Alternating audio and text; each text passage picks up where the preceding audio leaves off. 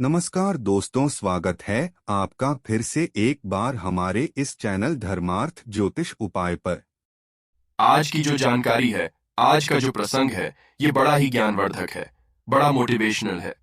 आज का जो प्रसंग है हर व्यक्ति को सुनना चाहिए। प्रिय दर्शकों, आज हम आपको इस वीडियो में बताने जा रहे हैं कि हम रोज घर में झाड़ू लगाते हैं। झाड़ू लगाने के झाड़ू को कोने से स्थान पर रखना चाहिए, जो कि हमारे घर में ही माँ लक्ष्मी का आगमन हो। और जब हम घर में झाड़ू लगाते हैं तो वो समय कौन सा होना चाहिए जिससे कि माँ लक्ष्मी का हमारे घर में आगमन हो और हमारी गरीबी हमेशा हमेशा के लिए दूर हो जाए। इस बात को तो आप लोग अच्छी तरह से जानते होंगे कि झाड़ू माँ लक्ष्मी का प्रतीक होती है। झाड़ू हमारे घर से सभी तरह की गंदगी साफ करने का कार्य करती है। प्रिय दर्शकों, शास्त्रों में भी ऐसा लिखा गया है कि झाड़ू माँ लक्ष्मी का प्रतीक होती है और जिस घर में झाड़ू का अपमान होता है उस घर में माँ लक्ष्मी रूठ के चली जाती है। उस घर की सुख समृद्धि भंग हो जाती है। झाड़ू एक ऐसी चीज होती है जो हमारे घर को स्वच्छ रखती है। स्वच्छ के साथ साथ हमारे घर में सुख समृद्धि लाती है। हमारे घर में लोग झाड़ू की वजह से माँ लक्ष्मी का आगमन होता है। प्रिय दर्शकों, आपका भाग्य उदय होने का संकेत भी आपके झाड़ू में छुपा हुआ होता है। झाड़ू भी आपको ये संकेत देती है कि आप लोगों का भाग्य उदय कब होगा और कैसे होगा। जो लोग झाड़ू के इशारों को समझ जाते हैं, झाड़ू के संकेतों को समझ जाते हैं, लोगों का भाग्य उदय हो जाता है और वो लोग झाड़ू के संकेत के आधार से अपना जीवन व्यतीत करने लगते हैं। झाड़ू के बारे में आपने हजारों लाखों वीडियोस देखी होंगी। झाड़ू के बारे में बहुत सारे वीडियो यूट्यूब पर मिल जाएंगे, परंतु ये जानकारी पुरानी शास्त्रों और पुराने ऋषि मुनियों से प्रमाणित है। हमारी दी गई जानकारी बिल्कुल सही और सटीक होती है, इसलिए आप हो सके तो हमारी बताई गई उपाय पर जरूर अमल किया करें। हम ये आशा करते हैं कि यदि आप लोग हमारी बताई गई बातों पर अमल करते हैं तो एक दिन ऐसा आएगा कि आपका नसीब जाएगा, आपका भाग्य उदय हो जाएगा। इससे पहले जो लोग हमसे नहीं जुड़े हैं वो हमारे चैनल को सब्सक्राइब करें, अच्छे अच्छे कमेंट किया करें, ताकि हर आने वाली वीडियो का नोटिफिकेशन सबसे पहले आपको मिले और प्रिय दर्शकों, आप उसका फायदा उठा सके। शुरू करते हैं। प्रिय दर्शकों, आज की प्यारी सी वीडियो और एक प्यारी सी कहानी। प्रिय दर्शकों, झाड़ू के बारे में एक छोटी सी कहानी हम आपको सुनाने जा रहे हैं। इस कहानी आप गौर से और ध्यान से जरूर सुनिएगा और हो सके तो इस पर जरूर अमल कीजिए। जो लोग अपने जीवन में कुछ कर सके, जो लोग अपना पूरा जीवन गरीबी में व्यतीत कर रहे हैं, उन लोगों का भी कभी भाग्योदय नहीं हुआ। ऐसे लोग इस वीडियो को अंत तक देखें ताकि आपको संपूर्ण जानकारी हासिल हो। तो शुरू करते हैं। आज का वीडियो एक नगर में दो बहनें रहती थीं। दोनों सगी थीं। अब दोनों बहनों का विवाह हो जाता है और दोनों अपने अपने ससुराल चले जाते हैं। एक बहन बड़ी समझदार थी और एक बहन बड़ी भोली थी। वो ना समझ थी, बड़ी बहन समझदार थी और छोटी बहन ना समझदार थी। छोटी बहन किसी भी चीज को गंभीरता से नहीं लिया करती थी। वो हर चीज को एक तरीके से मजाक तौर पर लिया करती थी, हर चीज को पाखंड समझा करती थी और बड़ी बहन की बताई हुई बातों पर यकीन करती थी, उन पर पूर्ण विश्वास किया करती थी। तो बड़ी बहन शास्त्रों की बातों पर यकीन करते हुए हमेशा जब भी अपने घर में झाड़ू लगाती तो ब्रह्म मुहूर्त में झाड़ू लगाया करती थी और झाड़ू लगाने के बाद उस झाड़ू को ऐसे एक सुरक्षित स्थान पर रख देती जिस स्थान पे किसी का पांव न पड़े या फिर किसी आने जाने वाले मनुष्य की या घर में रहने वाले सदस्यों की छाया तक न पड़े। ऐसी जगह पर अपनी उसे झाड़ू को रख दिया करती थी। प्रिय दर्शकों, बड़ी बहन इस तरीके से झाड़ू को बड़े प्यार से और संभाल के रखती थी। उधर छोटी बहन जब मर्जी घर में झाड़ू लगा देती और झाड़ू को वैसे कहीं पटक देती। इधर उधर झाड़ू पड़ी हुई हर समय पांव के नीचे कुचली जाती। आने जाने वाले लोग हर समय झाड़ू को कुचलते हुए निकल जाते, झाड़ू को ठोकर मारते हुए निकलते। इस तरीके से छोटी बहन झाड़ू की कोई देख रेख नहीं करती और कभी घर में झाड़ू लगाती और कभी नहीं लगाती। इस तरीके से छोटी बहन के घर में बहुत सारी गंदगी रहने लगी।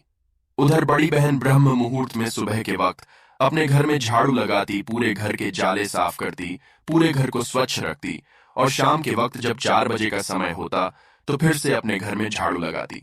और प्रिय दर्शकों, पूरे घर के साफ सफाई करने के बाद झाड़ू को एक सुरक्षित स्थान पर रख दिया करती।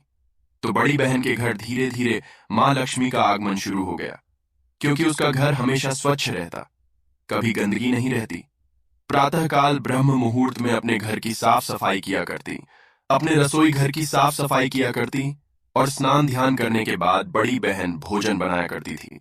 इसी तरीके से उनके घर में माँ लक्ष्मी का आगमन होता है। प्रिय दर्शकों, कुछ वर्ष निकलने के बाद बड़ी बहन एकदम लखपति बन जाती है। करोड़पति हो जब उसके घर में किसी चीज की कोई कमी नहीं थी। अन्य धन की कोई कमी नहीं थी। अपने बच्चों को अच्छे से लालन पालन करती थी और अपने बच्चों को हमेशा यही बताती रहती कि झाड़ू को कभी भी पाँव में मत रखना। झाड़ू माँ लक्ष्मी का प्रतीक होती है, इसलिए उसके बच्चे भी बड़े संस्कारी होते हैं। उधर उसकी छोटी बहन वो हमेशा झाड़ू को पाँव में रखती, पाँव से कुचल जाती, तो छोटी घर में माँ लक्ष्मी का प्रवेश नहीं होता है और धीरे धीरे उनके दुख दरिद्रता आ जाती है। उनके घर में माँ लक्ष्मी का निवास खत्म हो जाता है। माँ लक्ष्मी सदा सदा के लिए रूठ के चली जाती है।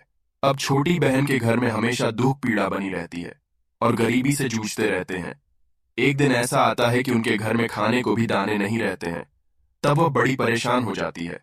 अपने अड़ोसी पड़ोसियों से मदद की गुहार लगाती है, परंतु कोई भी उसकी मदद नहीं करता, क्योंकि मदद करने का एक सिस्टम होता है। वो सिस्टम ये होता है कि जिन लोगों के पास आमदनी होती है, जिन लोगों के पास कोई रोजगार होता है, जो लोग अच्छा बिजनेस करते हैं, उन लोगों को हर कोई पैसा दे देता है, उन लोगों की हर कोई मदद कर देता है। परंतु जो लोग गरीबी से जूझते हैं, जो लोग निर्धन होते हैं, जिन लोगों के पास कोई भी रोजगार नहीं होता है, जो लोग बेरोजगार होते हैं, जिन लोगों के ऊपर हजारों लाखों रुपए का कर्जा होता है, आए दिन उनके घर में कर्जा मांगने के लिए आते हैं। ऐसे लोगों को कोई भी मदद नहीं करता है। उन लोगों से उनके खास मित्र, सगे संबंधी, भाई बहन भी बच के निकल जाते हैं। अब वो छोटी बहन अपने एक पड़ोसी से मदद की गुहार लगाती है, अपने परिवार वालों से मदद की गुहार लगाती है, परंतु कोई भी उसकी मदद करने के लिए तैयार नहीं था। प्रिय दर्शकों, अंततः छोटी बहन बड़ी परेशान हो जाती है और सोचने लगती है कि इस गरीबी से तो अच्छा है क्यों ना मैं मृत्यु को हासिल हो जाऊं। वो तो एक दिन अपने पति से कहने लगती है कि पतिदेव, ऐसा हम क्या करें जिसके कारण हमारी गरीबी खत्म हो जाए, और यदि हमारी गरीबी खत्म नहीं होती तो हमें आत्मदाह कर लेना चाहिए। प्रिय दर्शकों, छोटी छोटी नवजात उसके पास बच्ची थी। अपनी दोनों छोटी बच्चों को लेकर अपने पति के साथ आत्महत्या करने के लिए रवाना हो जाती है। तभी किस्मत है कि उसके घर पे अचानक उसकी बड़ी बहन आ जाती है। जब बड़ी बहन उसके घर पे आती है तो अपनी बड़ी बहन को देखकर छोटी वाली बहन, जो निर्धन थी, वो फूट फूट के रोने लगती है। कहने लगती है कि बहना, पता नहीं हमारे नसीब में क्या लिखा है, जो माँ लक्ष्मी का आगमन हमारे घर में नहीं होता है। माँ लक्ष्मी हमसे रूठ कर चली गई है, इसलिए हमारे घर में इतनी दुख दरिद्रता छा गई है कि हम लोग आत्म करने के लिए जा रहे हैं। तब बड़ी बहन अपनी छोटी बहन से कहती है कि बहना, आत्मदाह करना किसी समस्या का समाधान नहीं होता है। समाधान एक ही होता है कि आप अपनी गलतियों पर गौर करें। तुम अपने घर में क्या गलती कर रही हो जिसके कारण घर में माँ लक्ष्मी रूठ कर चली गई है। तब प्रिय दर्शकों, छोटी बहन अपनी बड़ी बहन को अपने घर पे ले जाती है और अपने घर को दिखाती है। जब बड़ी बहन छोटी बहन के घर को देखती है और घर को देखने के बाद अपनी छोटी बहन से कहने लग जाती है कि अब मेरी बात तुम गौर से सुनो। सबसे पहले तो अपने घर में स्वच्छता रखना शुरू करो। ये जितनी भी गंदगी पड़ी है, इधर उधर मकड़ियों के जाले लगे हुए हैं, कहीं पे एक कचरा पड़ा है, कहीं पे बीड़ी पड़ी है, कहीं पे कागज पड़े हुए हैं, इन सभी को साफ करो। प्रिय दर्शकों, बड़ी बहन अपनी छोटी बहन की घर की साफ सफाई करवाती है। अपनी छोटी बहन वो पूरे नियम बताती है जो झाड़ू के प्रति शास्त्रों में बताए जाते हैं। तब बड़ी बहन अपनी छोटी बहन से कहती है कि तुम घर में जब भी झाड़ू लगाओ तो झाड़ू को सबसे पहले उचित स्थान रखा करो, ताकि झाड़ू आने जाने वालों के पांव के नीचे ना आए, उनकी ठोकर ना लगे। और दूसरा नियम ये बताती है कि जब भी घर में झाड़ू लगाओ तो ब्रह्म मुहूर्त में लगाओ। यदि शाम के वक्त झाड़ू लगाओ तो सूर्य अस्त होने से पहले लगा दो। सूर्य अस्त होने बाद झाड़ू को छूना भी गुनाह होता है। प्रिय दर्शकों, इस तरह की कुछ झाड़ू के नियम बताती है। तब वो छोटी बहन बड़ी बहन की बताए हुए नियमों का पालन करने लगती है। धीरे धीरे उसके घर का उसका भी भाग्योदय होने लगता है। अब एक दिन ऐसा आता है कि उसके घर में भी माँ लक्ष्मी का आगमन शुरू हो जाता है। उसके घर में भी किसी भी तरह की कोई भी कमी नहीं रहती। तो प्रिय दर्शकों, अब आपको ये समझ में आ गया होगा कि झाड़ू माँ लक्ष्मी का प्रतीक होती है और झाड़ू सुख समृद्धि के लिए, हमारे यश वैभव के लिए कितना लाभ होता है और कितनी काम की चीज है। प्रिय दर्शकों, ये छोटी सी कहानी यहीं पर समाप्त होती है।